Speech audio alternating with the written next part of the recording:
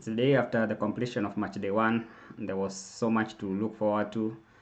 Premier League fans and Man United fans were waiting for this first game week to understand where their team is after a very bad finish last season. It's unusual for Man United to finish 15th. Actually, that was the worst finish in the Premier League era. And there are so many talking points from the first match day, match week, where we played Arsenal. The game didn't go according to plan. Most people probably before the game expected that Arsenal would have most of the possession and Man United would have to defend and probably play on the counter. The game went the other way. Man United had most of the possession. Most of the good things that happened in the game were for Man United, except the one important start, and that was Arsenal scored the single goal that gave them the win, and they were able to come out with all the 3 points from Old Trafford. It's usually a hard hunting ground for them.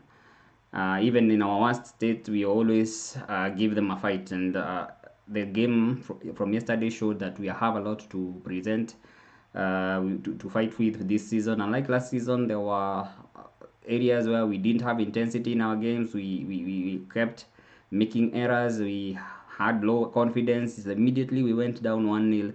Last season would have been a different case because we wouldn't have been able to come back into the game. We wouldn't have been able to show that we can fight it out. So there is what that to look at. The single goal came because of a Baindi mistake. Baindi, the goalkeeper Baindia or Baindi, I don't exactly know the pronunciation. Forgive me if I'm probably getting the wrong side of it. So as you can see, there was a there were complaints. There are those people who are saying that it was a foul.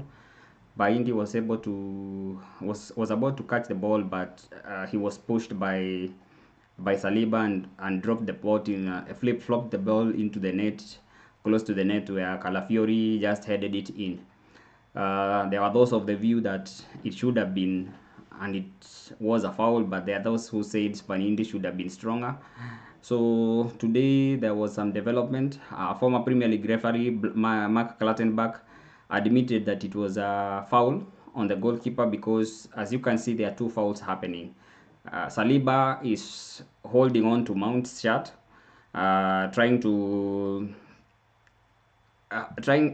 preventing Mount from jumping for the ball or trying to do any motion that would probably prevent the ball from going into the net, or at least trying to take control of the situation. So shirt holding is a foul. As a Premier League rule, you are not supposed to hold the shirt of a player in such a way that you are impeding his movement, and this was one of the things that Saliba was doing. The other thing is that Saliba touched by India's hand, and this made him not have a firm touch as he would have on the ball, pushing it back and onto the path of Calafiori, who headed it in. So that was one of the developments. It's still a contentious issue, but one of the things that the PGML said is that they would be stricter with this kind of contact on the goalkeeper when person is not going for the ball and his sole purpose is to distract the goalkeeper or to push him in a way that he is not able to reach to the ball. This is a foul. Arsenal are notorious at doing this. They have done it for so long. They keep doing it, and so if you look at it and you realize the only way we lost the goal is because of a contentious call, you can see that we have come leaps and bounds from where we were in terms of competing, because we showed that we could compete with one of the teams that, according to many pundits, they consider it to be one of the contenders of this Premier League season, and that Man United was able to go toe-to-toe with them and even be better in them in most of the start. In terms of the possession, we had a possession of 62% against their 38%. The shots that we had, our 22 shots to their 9 shots. In fact, Mbeuma and Cunha had 9 shots between them, which were as equal as all the shots that the Arsenal players had in the game. You can tell that it was a game of fine margins, and that's where we say we need a goalkeeper, because this thing has happened before with Binder against Tottenham. Goal straight from the corner went in because he couldn't come to claim the ball, or he couldn't punch the ball well enough to be able to take it out of danger. He might have been pushed in this case, and they're going to be small margins. So he said he wasn't able to react well because he was being pushed. which in my opinion is a foul. It's a foul when you push the goalkeeper. It might be soft, it might be, but the point of the opposing player is to go for the ball. So going for the keeper in itself is a foul, and already at the same time, you can see, as you can see from this image, Saliba is also holding on to Mount's shirt, and that is also a foul. And since he's directly involved in the play that leads to the goal, then in that case, I think it could have been called a foul. There was also another case where there could have been a Cunha penalty. Towards the end of the game, Saliba, the same player, was involved in tackling the. He went through the Cunha's legs to get to the ball, and this is a foul. In on any side, any part of the pitch, it could have been called a foul. So it couldn't be different because as we came to the penalty box, any foul should lead to a penalty, and that should have been a penalty. So it was a VAR error that led to the Arsenal win. But whether since the 3 points cannot come back, we can only look at the positives, and the positives were Mount had a good game, a very good game. Mount's work rate was so good. He kept running the channels, kept linking up with Mbeumo, Cunha, and they were constantly at threat. In fact, one of the things that was so successful was the press. The press was so coordinated, unlike last season where we had no coordination between Rasmus, Garnacho, and sometimes Bruno in terms of the press. There was so much coordination between Cunha, Mbeumo, and Mount, and they stabbed they kept the defenders busy and kept winning the ball. So that's something that we can build on.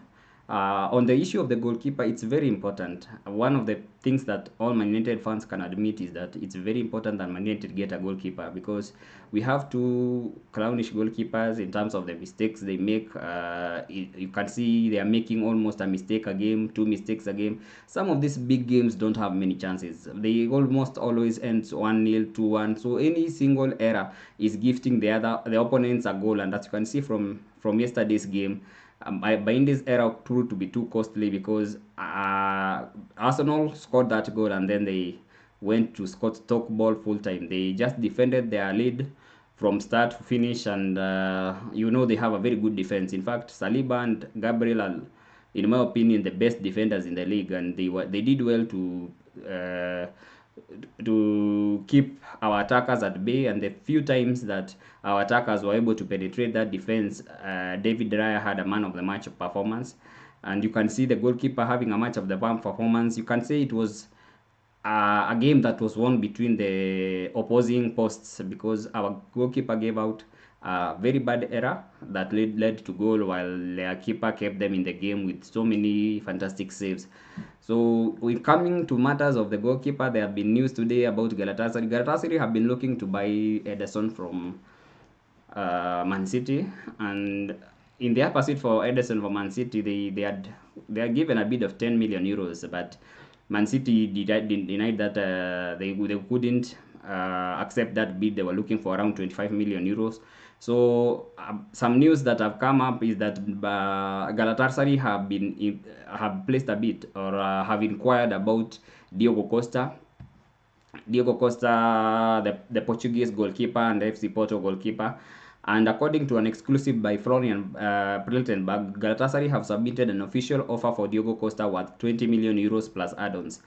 The priority for Galatasaray is still Ederson. However, an agreement with Man City is not yet in sight. Therefore, Galatasaray are exploring alternatives, and Costa is the top option if Ederson fails. An offer has been submitted. This is a very strange news. As you can see, 20 million euros is about 17 million pounds, and that's cheap for Diogo Costa.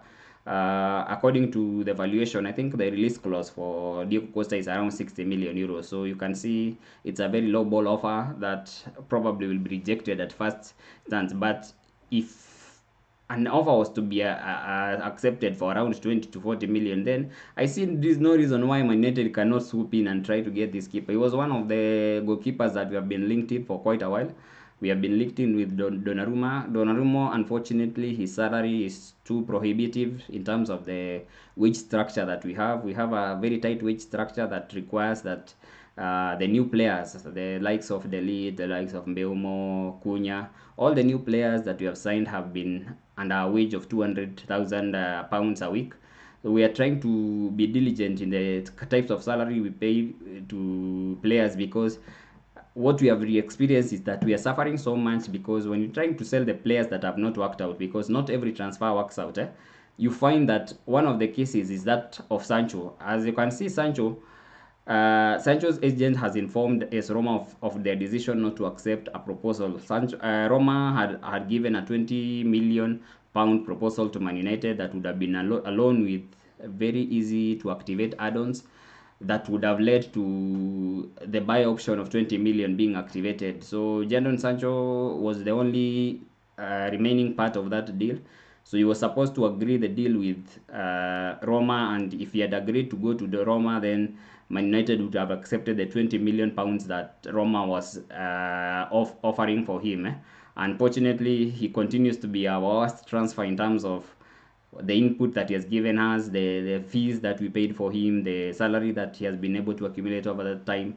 And it seems he's trying to play a game where he will have to leave the club without running his contract down so that he can get a payday. You see, if he can run his contract down, then he can be able to get a good deal from somewhere that from one of these clubs that will be able to sign him with a sign-on fee, and he will be able to get the sign-on fee plus a good wage, because he would not command a transfer fee.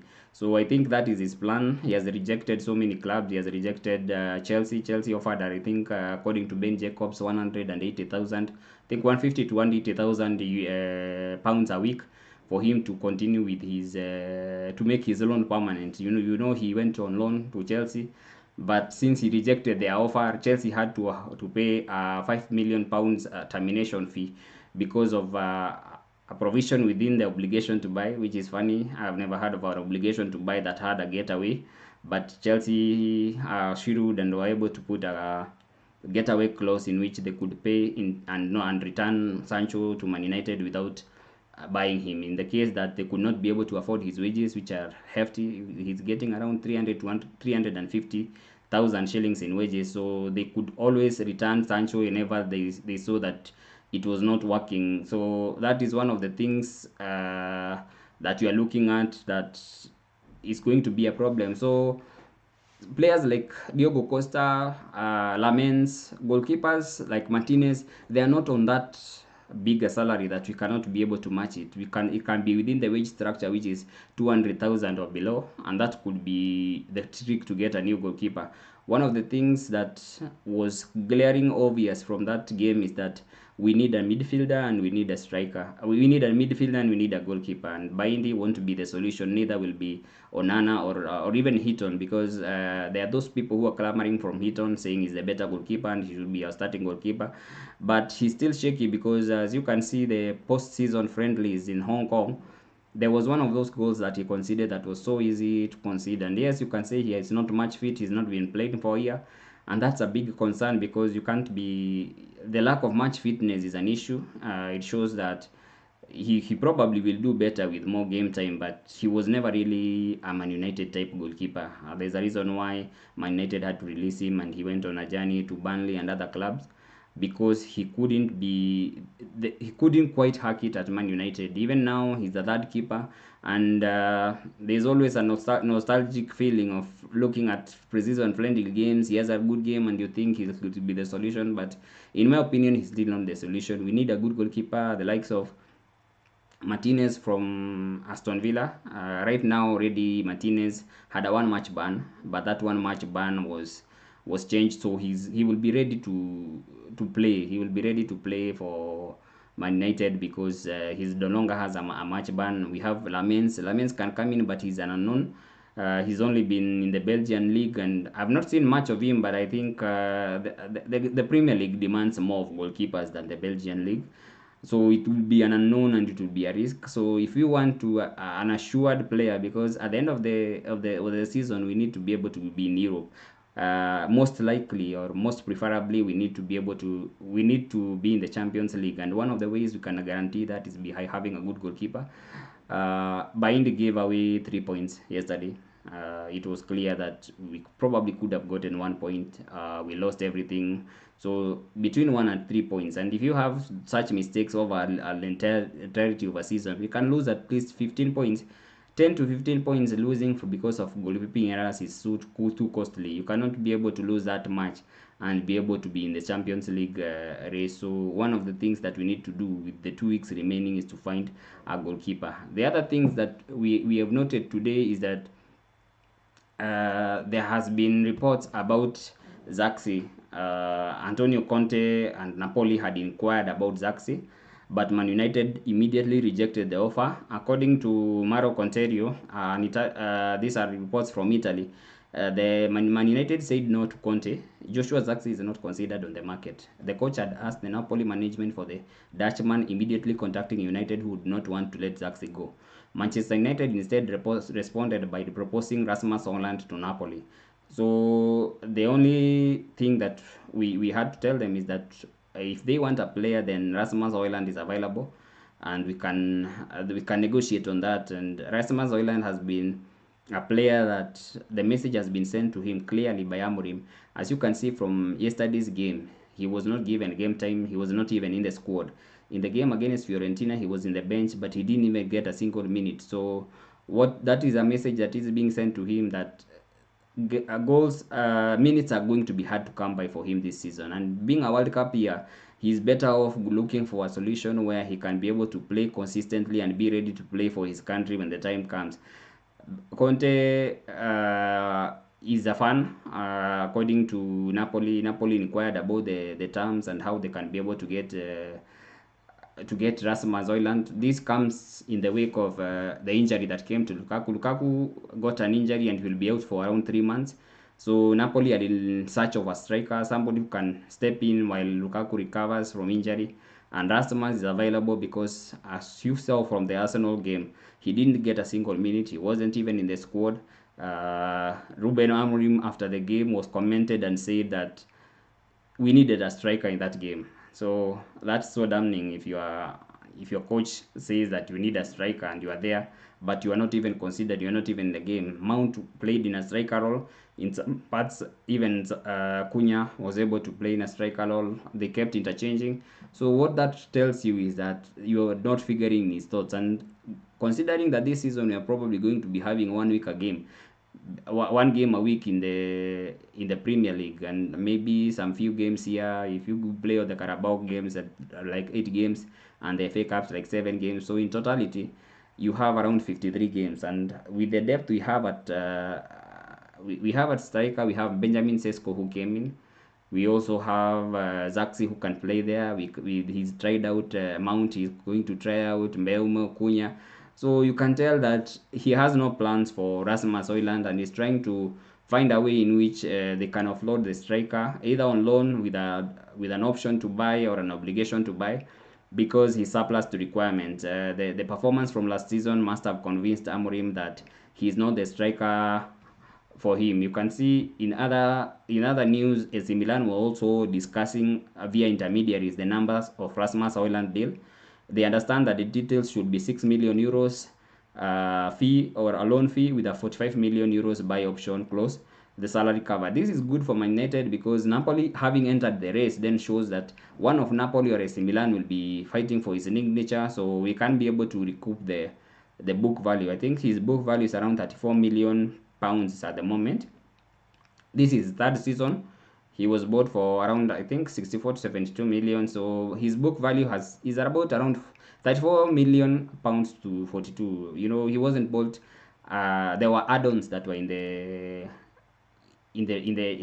agreement, which I imagine he has not met them. He has not had the best of time, so there's no chance that he's met the add-on. So there's a chance that the book value is around that 34 million. So if you have a 45 million euro buy options and a 6 million loan fee, we should be able to easily record it as a profit on the books, because the due through amortization, his book value will be able to be met. And when there are two clubs looking at him, he did well in Serie A while he was at Atalanta, and those two clubs can get him and be able to probably continue with his career elsewhere.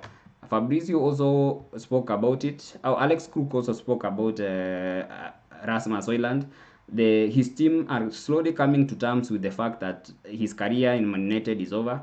Alex Cook said, and understand Rasmus Hojlund's camp are reluctantly ready to accept his Man United career is over. So they are coming to terms because the message being sent from Amorim is so clear that even in the absence of other players like Zirkzee, who was not fit to start, Benjamin Sesko, who was just coming to a new team, coming to a new country, coming to a new league, and was not fit enough to start, but was getting game time after Mount starting as the striker for the rest of the game. That, to me, is a very clear message that the only way you are going to get game time is probably in the Carabao Cup, and even then, you are not even assured about game time. So 7 games a season, to count for 7 games a season in a World Cup year, that won't be good. I think towards the end of this window, Rasmus Hojlund must get to a point where he decides he needs to change and find for a club where he'll get minutes. And in my opinion, one of the clubs that can be able to offer him minutes are the clubs in the Serie A, such as Napoli and AC Milan. I think he will comfortably start for any of those two. And like she has shown in the Europa League, he's able to fight it out with players from the other leagues, and he scores quite decent in Europe. But when it comes to the Premier League, he's bullied by the other defenders.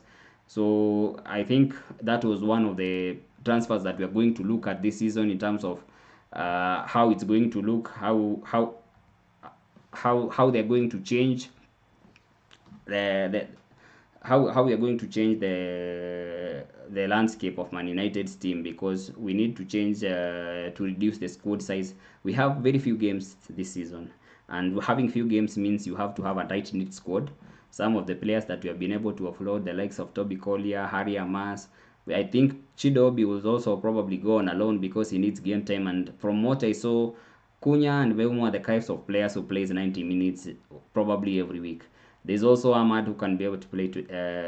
Okay, he gets injured for us once in a while, but when he's fit, he'll be on that right wing back positions. We have um, Bruno, Mount, Zirkzee. So there'll be many players in the attacking positions, and what that means is that there won't be able to be enough game time for Chidobe. In my opinion, he should get alone, get consistent minutes in men's football so that it becomes the priority in a team for a while. That will be able to sharpen his mind, sharpen his skills, and when he comes back to United, he can fight it out with Sexco for a starting spot, because that's the only way he's going to get minutes. Right now, there's no way we are going to spend 90 million on a player and he becomes a bench player. The idea is clearly to try it out with Benjamin Sesko, and is going to start most of the games this season, if not probably all the Premier League games. Because one of the things that we noted from that game in Arsenal is that we are really in need of a striker. We are really in need of a striker, and Benjamin Sesko provides that. In other news, Jadon Sargent's agent has informed AS Roma of the decision to not accept the proposal that was offered. The proposal in terms of salary, I think it was around 80,000 to 100,000 K a week. The Jadon Sancho's camp have been looking at Man United to pay the rest of his salary, and it's still a big salary, and the fee that we are going to ask is, it's a small fee considering the kind of player that they are going to get. So, but you are willing to accept the 20 million if you would have accepted to take wage cuts. Apparently, he doesn't want to go to Roma and is looking for other options that were come his way. Some of those options that he's looking for are such an option as going to Besiktas was presented. And he really didn't want to go to Turkey, so he doesn't want to go to Turkey. He doesn't want to go to Chelsea. He doesn't want to go to Juventus. He doesn't want to go to Roma. So you never really know what does he really want, because I think he has an overinflated ego of thinking that he's will be able to command a very big transfer fee and a wage. That okay, the transfer fee is about Man United. I think the wage, he thinks he'll be able to get a big wage and be able to move to another big five league, but it seems no other team is willing to pay him what he's on at Man United. Frankly, he's not worth anywhere close to that. His output is so little, and I think he should have taken the Chelsea offer. I think he thought that he would get bigger offers since rejecting Chelsea, but it has appeared that all the other teams are not willing to pay his wage. So it's a point of consideration. If he wants to play again, then he has to consider what it means to probably take a wage cut, probably find some minutes, because it's a World Cup here. In the end of the day, I don't think Thomas Tuchel has decided on the whole team that he wants to play in the World Cup, and there's still some options there, because the players like Madueke still in the team, players like Rashford they haven't. So I think there are those fringe players. Not to say that Rashford is a fringe player, but he's not been that good in recently for England, and he's not played that well. He had a good Aston Villa loan, not that it was that good. I think there are two good performances, one against Preston and once against in the second leg of the PSG game, but that's not enough for the kind of player that he thinks he is. So at this moment, Rashford was able to take a pay cut and went to Barcelona, and if he plays well, he'll be able to be considered for one of those or of those starting positions, or even as a squad option for England. So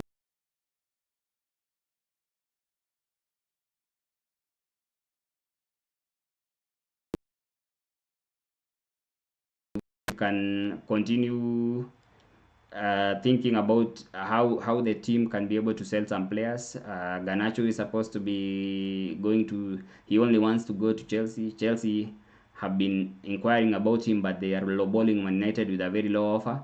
Man United want at least 50 million pounds for Garnacho, considering the likes of Madueke went for 52 million, Elanga for 55 million. So it's one of those issues that we really need a goalkeeper and we really need a midfielder, but it seems we have to sell in order to be able to buy. And I think there's still some money, considering there was reports that Man United had thought that they would probably get Baliba at the kind of Joao Pedro's fee. Joao Pedro went for 60 million pounds, and they were thinking around 60, 70 million. And Brighton closed the door on that. They didn't want to hear anything about it. As you read the reports, Brighton are probably looking at around the same fee for Caicedo, that is around 150 million pounds. Or 112 million pounds. Some reports saying they are looking for world record fee for a midfielder.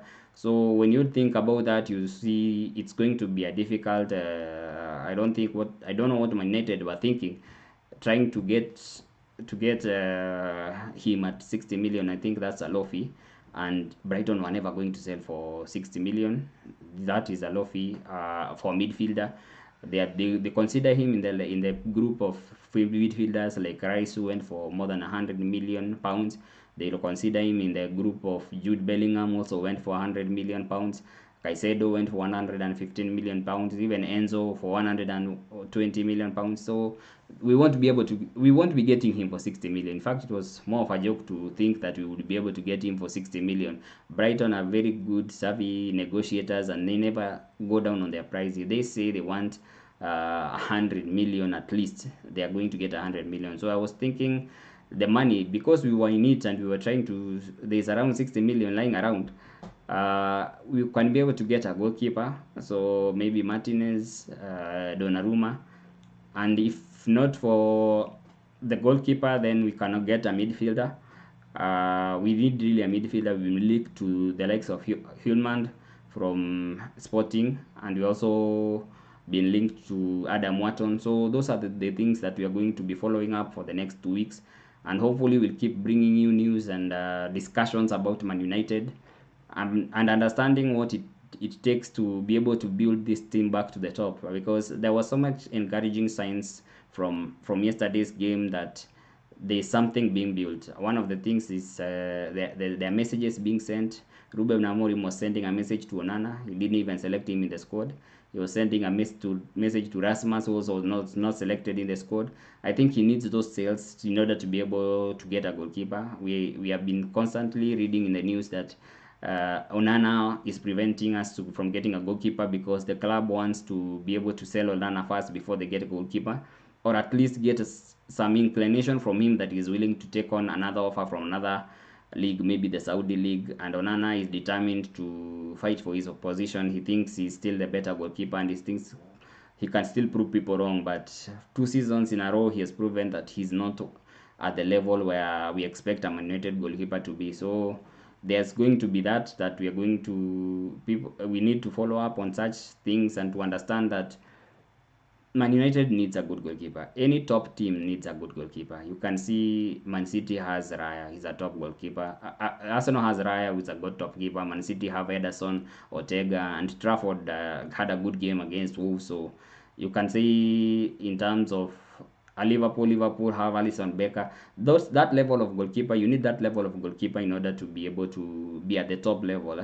So right now with Onana or Bainde or Heaton, we are going to be working so hard, but they are going to be letting easy goals, and it's going to be costing us along the way, because I think if that is to continue, we are going to lose around 10 to 15 points, and 10 to 15 points is really a lot of points to lose. So we hope we can be able to sign a goalkeeper and a midfielder, and we'll follow it up as we continue until we are able to understand what we need in order to go back to the top. So we'll talk tomorrow and probably on a daily basis, and let's continue building this channel.